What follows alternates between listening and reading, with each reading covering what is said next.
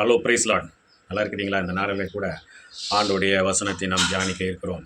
இந்த நாளில் கூட சகரியா 10ஆம் அதிகாரத்தில் 8ஆம் வசனத்தினுடைய பின்பகுதியை பார்க்கும்போது ஆண்டவர் சொல்கிறார், நான் அவர்களை மீட்டு கொண்டேன், அவர்கள் பெருகி இருந்தது போலவே பெருகி போவார்கள்.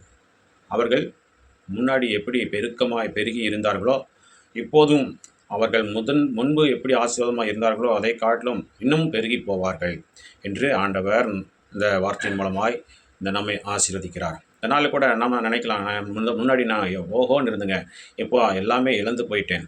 முதல்ல நல்ல சுகத்தோடு இருந்தேன், இப்போ பார்த்தீங்கன்னா ரொம்ப மெலிஞ்சு போயிட்டேன், கவலையினால் கஷ்டத்தினால் வாடி போயிட்டேன் என்று சொல்லி முன்பு இருந்ததை நினைத்து நினைத்து எத்தனையோ பேர் ஏங்குகிறவர்கள் இருக்கிறாங்க. வாலிப பிராயத்தில் எப்படி இருந்தேன் தெரியுமா, நான் எப்படி வசதியாக இருந்தேன் தெரியுமா, எங்கள் அப்பா வீட்டில் எப்படி இருந்தேன் தெரியுமா, எங்களுடைய குடும்பம் எப்பேற்பட்ட குடும்பம் தெரியுமா, என்னுடைய வேலை எப்பேற்பட்ட வேலை தெரியுமா அப்படின்னு சொல்லி நமக்குள்ளே எத்தனையோ விதமான பார்க்கும்பொழுது முன்பு இருந்த நல்லா வாழ்ந்த நாட்களை நினைத்து நாம் ஒவ்வொரு நாளும் கஷ்டப்படுகிறவர்களாக இருக்கலாம், ஏங்குகிறவர்களாக இருக்கலாம். இன்றைக்கும் கூட ஆண்டவர் சொல்லுகிறார், அதே போல் நான் முன்பு நீ பெருகி இருந்தது போலவே இன்னும் இனிமேலும் பெருகி போவாய், இன்னும் பெருகுவாய் என்று ஆண்டவர் சொல்லுகிறார்.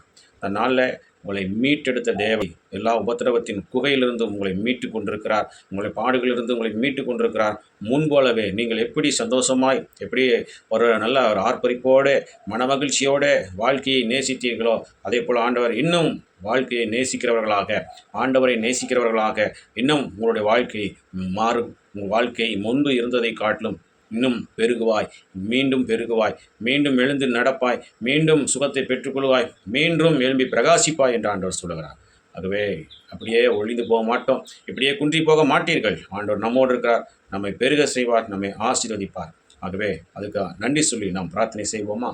ஸ்தோத்திரம் ஆண்டவரே, ஸ்தோத்திரம் ஸ்தோத்திரம். எங்கள் அன்பினேசுதான பரலோகத்தின் தந்தையே, ஆசிரியப்பட்டதான் இந்த நாளில் நீர் கொடுத்த முடிய வார்த்தைக்கான நன்றி செலுத்துகிறோம். நான் அவர்களை மீட்டு கொண்டேன், அவர்கள் பெருகியிருந்தது போலவே பெருகியிருப்பார்கள் என்று சொன்ன வார்த்தையின்படி ஆண்டவரே, அந்தவரை அடியனோடு இணைந்து பிரார்த்தனை செய்கிற ஒவ்வொரு பிள்ளையோட வாழ்க்கை முன்பு எப்படி நல்லா இருந்தேன், இப்பொழுதோ டல்லாக இருக்கிறேன் என்று சொல்லி எதற்காக இந்த தங்களுடைய நல்ல நாட்களை நினைத்து இயங்குகிறார்களோ அந்த பிள்ளைகளுக்கு நீர் மறுபடியும் திரும்ப கட்டி எழுப்புவீராக. விழுந்து போன தாவீதின் கூடாரத்தை திரும்ப கட்டி எழுப்பின தேவன் பிள்ளைகளுடைய விழுந்து போன ஆசீர்வாதத்தை, இழந்து போன நன்மைகளை, இழந்து போன வரங்களை, இழந்து போன ஊழியத்தை திரும்ப கட்டி எழுப்புவீராக. அவர்கள் பெருகி இருந்தது போலவே இப்பொழுதும் பெருகுவார்களாக. இயேசு கிறிஸ்துவின் நாமத்தால் அவர்களுக்கு பெருக்கத்தின் ஆசீர்வாதத்தை பிள்ளைகளை 1000 மடங்கு ஆசீர்வதிப்பீராக. இந்த நாளில் நாங்கள் செய்கிற வேலைகள், தொழில்கள், படிப்பு, ஊழியங்கள், போக்குவரத்துகள் எல்லாவற்றிலும் கரம் கொடுத்து பெரிகாரம் செய்து நாமத்தை மயப்படுத்த வேண்டுமா? எங்களுக்கு காப்பாற்ற இயேசு கிறிஸ்துவின் நாமத்தை கேட்டுக்கொள்கிற எங்கள் ஜீவனுள்ள நல்ல பிதாவே, ஆமென். பிரியமானவர்களே, ஆண்டவர் நீங்கள் முன்பு இருந்ததை காட்டிலும் இப்போ இனிமேல் பெருக செய்ய போகிறார். விசுவாசிங்க, கர்த்தர் நம்மோடு இருந்து பெரிய காரியத்தை செய்வாராக. ஆமென், ஆமென்.